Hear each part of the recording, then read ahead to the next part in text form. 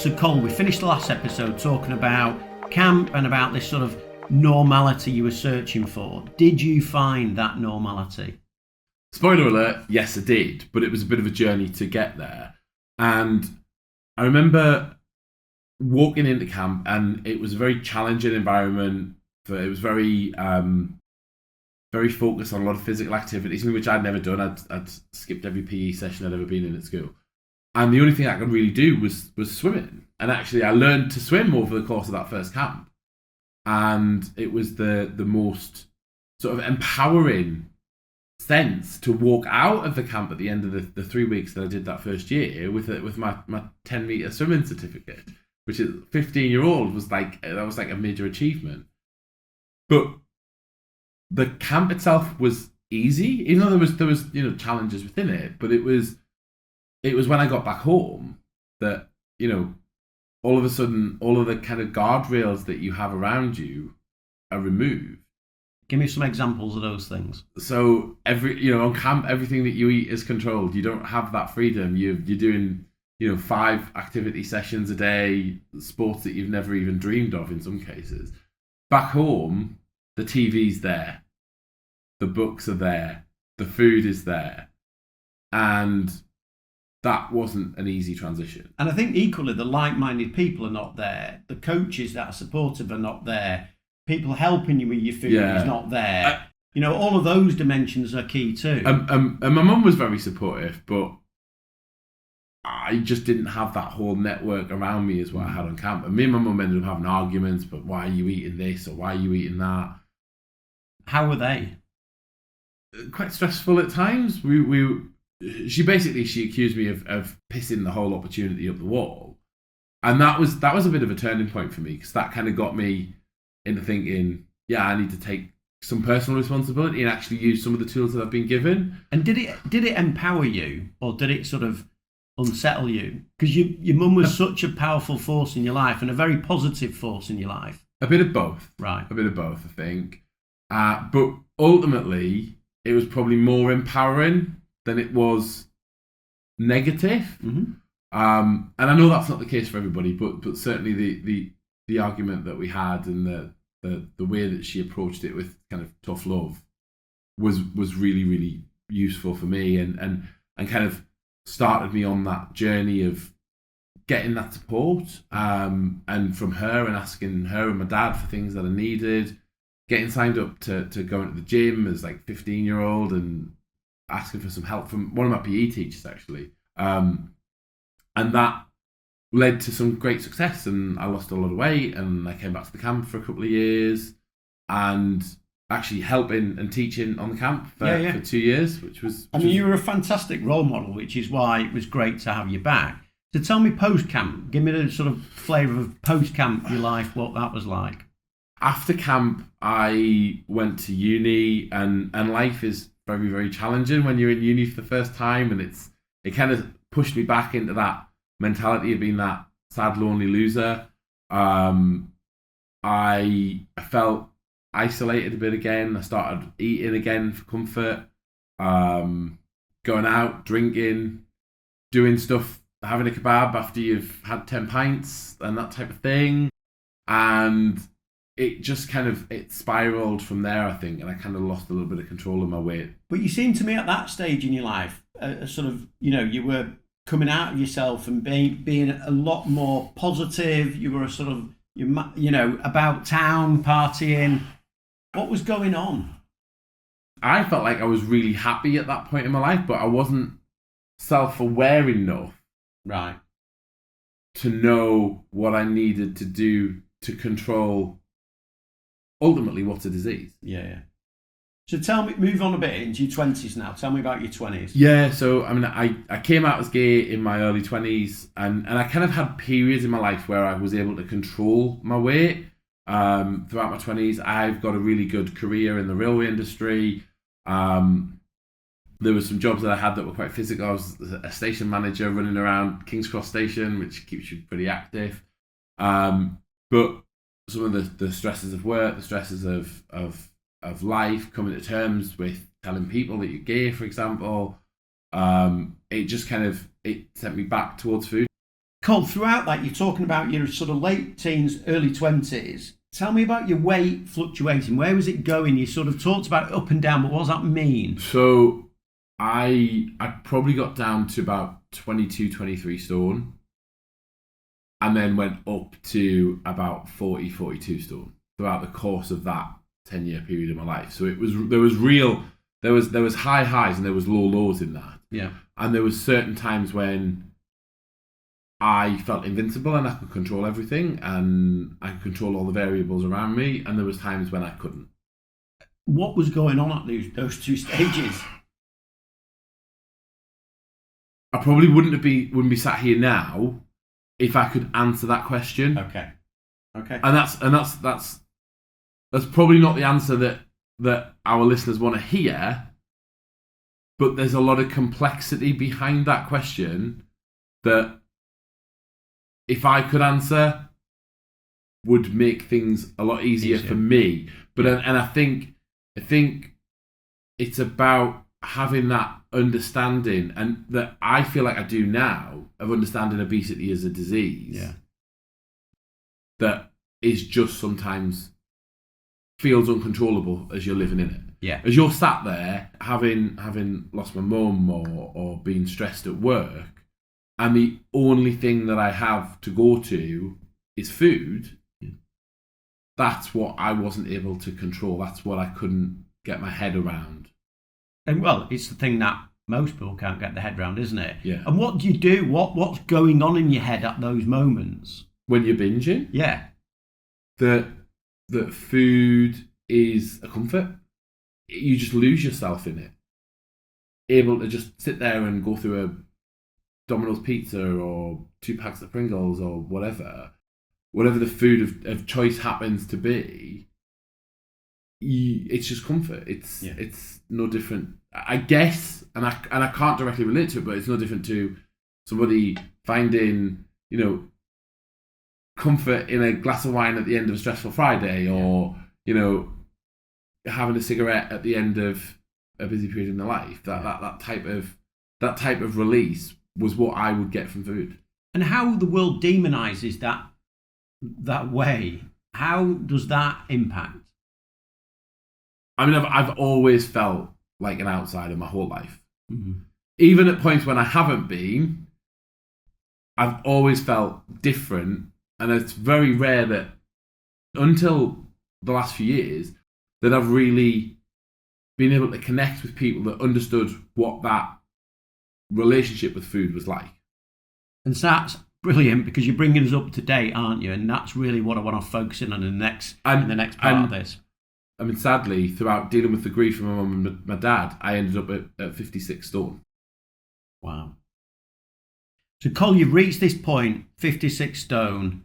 Just tell me what it was like living with a weight like that.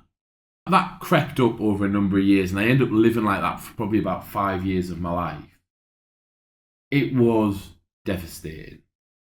How I didn't end up in a wheelchair, I don't know. I was walking around with 2 crutches. I couldn't walk more than 2 or 3 meters at a time without stopping. Yeah. And it's really weird, because now I can't imagine it, how that felt, but I lived through it. I was a 12XL in clothes, right? The only clothes that I could wear was these awful jogging bottoms that you get from special shops. They were a 12XL. Tops were an 8 or 9XL. That's, pardon the pun, enormous. How does it feel buying clothes like that? Are you sort of processing that, or are you just in the mix of just doing it? Yeah, and you live moment to moment. Yeah. And everything just revolves around getting through the next day. And there was a lot of times I was so thankful for lockdown and working from home. I was in a senior leadership role at the time, and I would hide from my team. And I would say, I've got other meetings, or I can't come to this meeting, because I just didn't have the physical energy to be able to get up and go into London. I had really bad sleep apnea. I think when I was eventually sort of tested for it, I was waking up 40 times an hour. Wow. thought you were going to say 40 times a night. No. An hour. It was Wow. It was about 40 times an hour that my breathing was stopping, and to survive through that, I was drinking 5 or 6 cans of Monster a day. Yeah. Like, it was ridiculous, and that wasn't helping with my weight because that was just additional calories going in. Well, and the sleep apnea wouldn't have helped with your weight either. Because No. it's such an interrupted night's sleep. I genuinely don't know why I was living at that point. It felt like my life was over. I'd got into this position and I didn't know how to get out of it. I felt hopeless. Yeah. I mean, that sounds a devastating downward spiral. Did anything change? Was anything significant around that time in your life?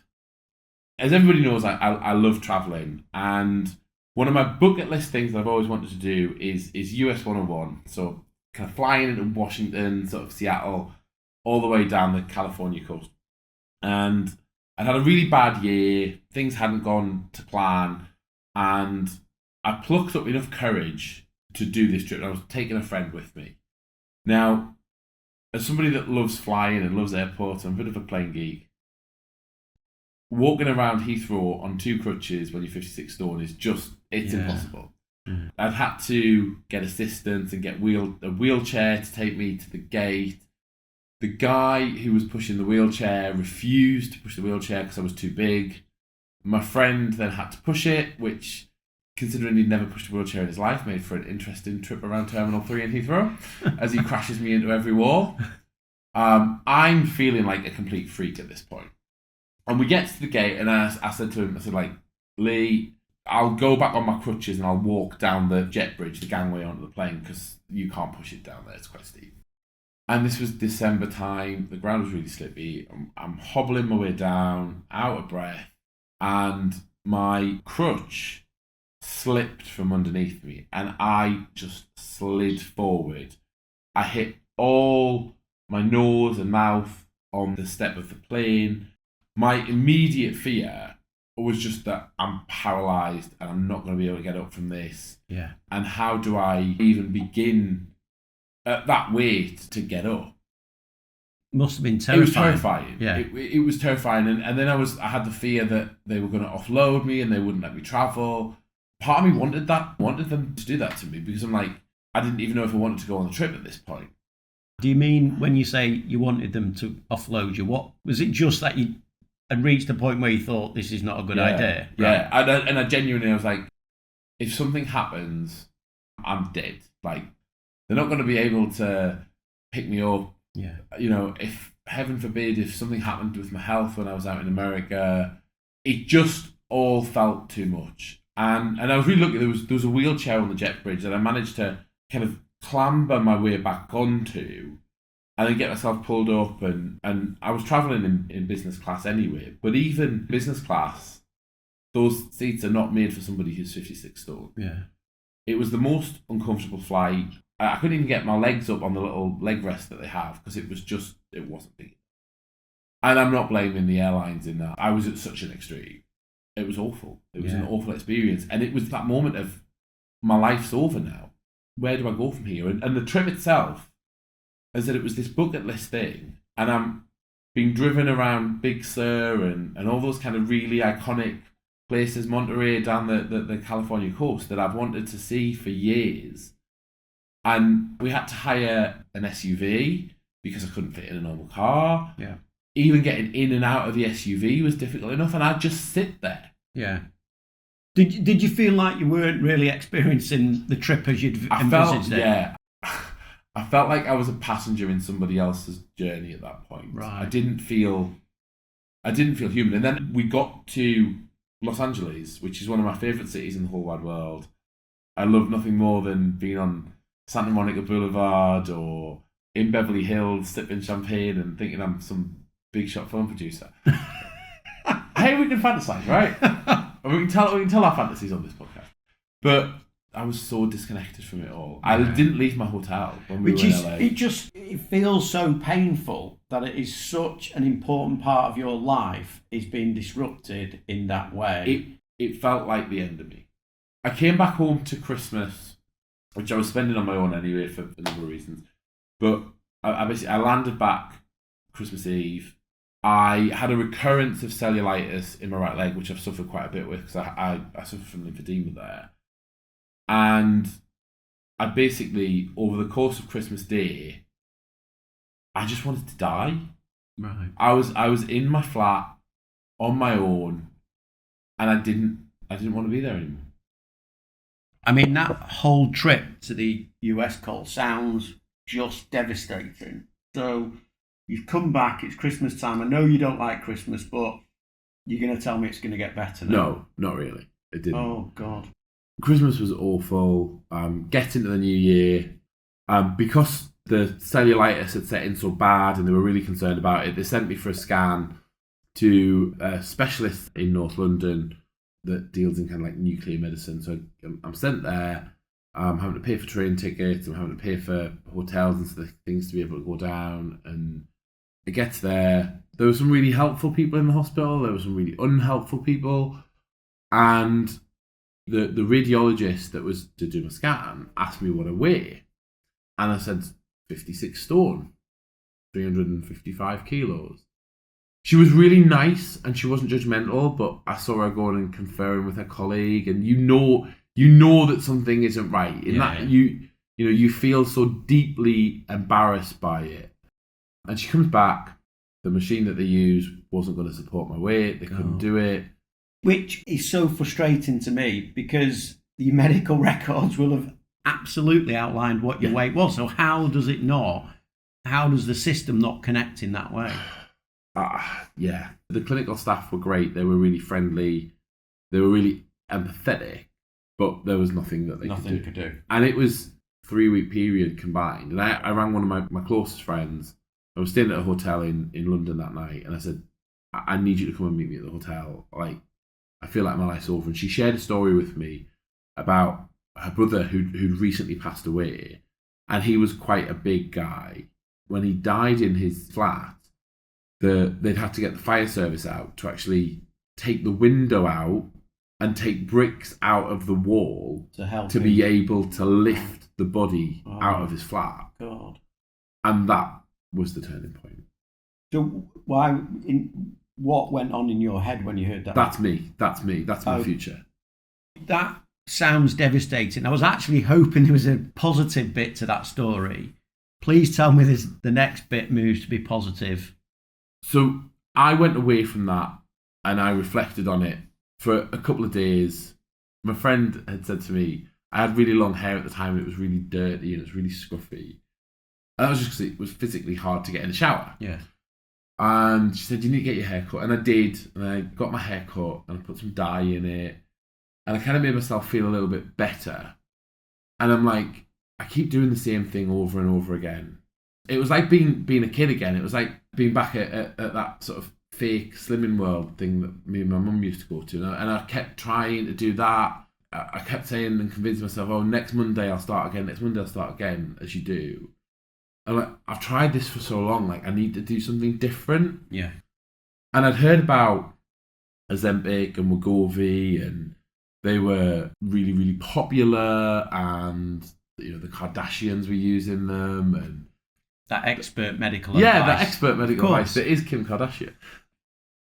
I'd made a decision that I was going to go on these weight loss medications. It was interesting actually because there was some stigma from some of my friends when I said this. Because they were like, oh, is it a good idea? Are they dangerous? People have reported loads of different side effects. And I'm just like, nothing can be as bad as that month that I've just gone through. Yeah. I had a friend who was also on them at the same time, and he was having some real success with them. And I went online, got my first Wegovy pen, and I've never looked back since. That was the start of this journey. Right. So tell me more about that, the sort of Wegovy journey, how that was. I did a lot of my own research beforehand. I joined the Obesity UK support group, which has a lot of information on there. There was some good information on there about people who had been on some of the weight loss medications and the injections. It's a bit of a minefield. Like, you don't know necessarily where to go. It feels... Yeah. You hear about them all the time. There's documentaries on TV. there's articles in the news, but actually, until you really need to get into it, it doesn't make any sense to you. No, there's not enough information. No. And really, they should be under medical supervision, because there's a lot of positives to them, but there's a lot of side effects too. I went for Wegovy. Manjaro had just been, I think, approved at that point. It was just starting to go on sale. I thought, I'll go for Wegovy because there was lots of issues with supply. Yeah. It was actually quite difficult to get. Was. You had to be sometimes in a queue. And I got it. The box gets delivered. I'm there on my first night, and I had my little food funeral. I had a binge and a bottle of champagne to celebrate this new start. And I remember reading the information about how to inject yourself like 7 or 8 times. I've never done anything like this in my life. Was it scary? It was really scary. Yeah. I was horrified. I kind of had fears that I'm going to do it wrong and I'm going to die. or just something silly, like will you accidentally blow air into one of your veins or something, like all the horror stories that you hear about needles. Yeah, exactly. And I'm not scared of needles, actually. But you are on your own. Yes. You sat there, and it was about 11 o'clock at night when I did my first injection. Like, I have nobody else to ring or call here. There's no magic phone number. And I read through all the support groups online, some of varying qualities. I just stuck it in my right arm and went for it. Right.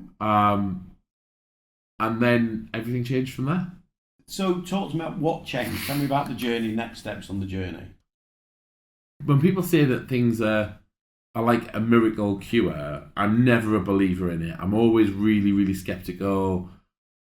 Although I'm not a scientist, I kind of believe in science. I'm always skeptical.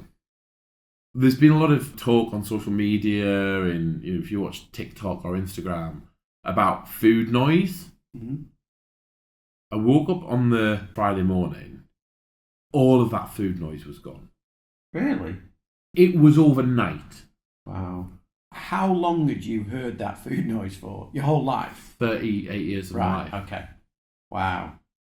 It was so alien to not have that little voice in the back of your head when you saw an advert. Yeah.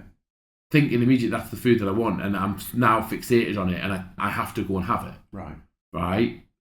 Or not thinking about the next meal. Yeah. And it was just, it was breathtaking. Yeah. The sense of relief was enormous.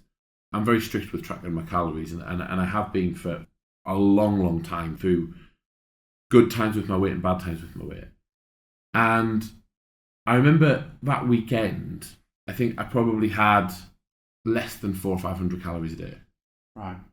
It was genuinely, I had quite a busy weekend in my business. I had some social events that I was at. Food was not a part of that equation. It was really, really bizarre. And then the side effects kicked in. Right. And the side effects from day 2 or 3 was it felt like a bad hangover. Okay. And I remember I was meant to go up and see my nephews and my niece, and I was staying at a hotel in Leeds. I was due to go meet them kind of in north end of the city, and I said, guys, I don't think I want to make this. I feel really, really bad. And I kind of pulled myself around and got in a cab, went up, had a great day with them. And I think I had a veggie sausage sandwich and a handful of chips that I'd stolen from one of the kids. That's the only thing that I had all day. Whatever was in it, I think it was probably in the veggie sausage. Wow, that went through me. Oh dear. That went through me. Oh, yeah, dear. and came out the other end very quickly. Like I had to literally run to the toilet, which is not easy when you're on 2 countries. And I was really quite taken aback by the strength of this medication. Right. And then what I was also taken aback with, and I'll share the comparison photos, and it was just in my face. In 2 weeks, the difference that I saw. What do you mean? I'd lost weight. Okay. For probably the first time in about 5 or 6 years, right, my weight was going in a downward direction. Okay. And within 4 weeks of being on Wegovy, so that first pen that you start on, I had lost enough weight that I was down from walking with 2 crutches to just needing 1. Amazing. I remember I was having quite a few meetings at the time with various sort of stakeholders that I was involved in work in a particular coffee shop in Peterborough. And I used to have to get a taxi, and then it would take me 10 minutes to walk the kind of 200 metres or so round the corner of the coffee shop. And I remember having a meeting quite late on a Wednesday afternoon, jumping out the taxi on 1 crutch and kind of walking straight around the corner, not stopping, not having to sit down 2 or 3 times, over 200 metres, bear in mind, and getting to the coffee shop and voice noting a couple of my friends and saying, wow, I'm not out of breath. I'm not panting from walking like the length of a railway platform virtually. Which would have been a major ordeal. It was phenomenal. It was such a huge win at that point in time. So this is kind of like February of 2024. Right. So, Colin, you're talking to us there about Wegovy. Was that the pathway you were on? No. I was actually at the time on the lead up to having bariatric surgery. Ah, right. Okay. So you were in a tier 3 service. Yeah. You were on pathway towards surgery, and you were on Wegovy or a sort of GLP-1 anti weight loss medication. Brilliant. I mean, there is so much in the next stage of the journey, isn't there, in terms of your surgery? Yeah. And I think that's another episode in its own right. So I think it's time to close this on. But I think for me, I mean, I'm so grateful for you sharing that, because that sounds some really tough times for you, some of the lowest points in your life. It really, really was. And there's the saying, cliche as it is, that you've got to hit rock bottom. Yeah. And that was my rock bottom. I thought he'd hit rock bottom, and then he told the journey continued, the story continued. So, you know, it's really tough to hear. And particularly someone that I care about as well, a lot. It demonstrates just how complex this issue is. And that's why we start this podcast. We want people to understand, we want to understand the misconceptions and share real science and real stories. And that's exactly why, really, Paul, I think we've got to keep breaking down that stigma. If somebody else had another chronic disease, nobody would shame them for taking medication. Nobody would feel like that was something that they should be hiding from people. But with obesity, people still act like it's all about willpower. It's all about calories in, calories out. Yeah.